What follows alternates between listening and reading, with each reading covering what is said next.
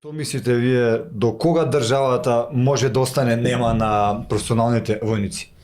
Па видете, ова што го слушам од председателот Александар на синдикатот на Професионалните војници. професионални независни војници е катастрофа.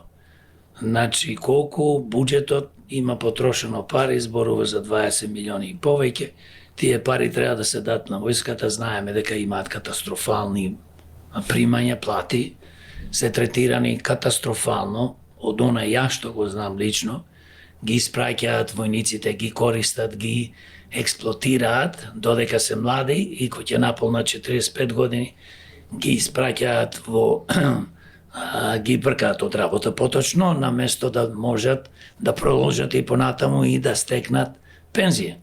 Значи има доста неправилности према она што јас знам лично, но ова е зачудувачки и стварно не знам што прави министерот за одбрана, исто и претходната, не знам, заборавив како се викаше жената, ќе ме подсетиш министер. Славјанка, значи ние пред тоа беше Шехеринска и така натаму, наместо да имаме министри кои што се разбираат поточно од војската. Значи, таа може да бидат бивши генерали или активни генерали, луѓе кои што заслужуваат да бидат министри. Ние не можеме да имаме министер за одбрана со филозофски факултет. Ова е лудница. Немам против жените. Ако има жени во војска, како што има во професионалните војски, и жени кои што ќе ги заслужува, да речеме, стануваат генерали, полковници, така натаму, тие единствено може да бидат стварно министри. Не можеш ти министер да бидеш направо со филозофски факултет. Значи, треба да имаш правен факултет. И не само да имаш правен факултет, треба да имаш огромно искуство.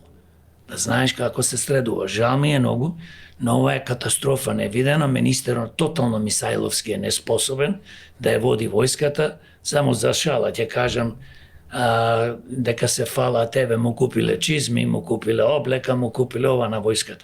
Треба да се даде, значи, шанса на професионалните војници да имаат многу повисоки плати, да се испаќаат дневници кога треба, дневници кога се на терен, бидејќи тие се професионални платени војници, и да се обезбеди пензија, не да ги бркаат на 45 години на улица и да ги оставаат на улици. И точно кажано, во најубавите 25 години кои ќе почнат професионалните војници со договор на дело, кој што трае 4 години, намерно е направено за да ги држат и оценуваат, во војската не можеш. Штом еднаш потпишеш договор дека сакаш да бидеш професионален војник, тоа нема што на 4 години да ти се обновува.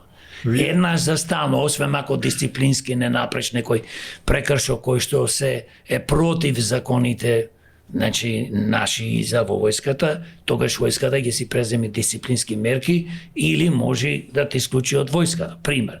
Но пак ќе кажам, има многу неправилности. Председател Александар на синдикатот знае повеќе од мене, тој ќе зборува, но јас ова го слушам и се чудам и се разбира, не само него што го поддржувам професионалните војници и сите кои што се борат за доброто на војската. Во Македонија и во државите во светот, најмоćните држави, војската е најважна.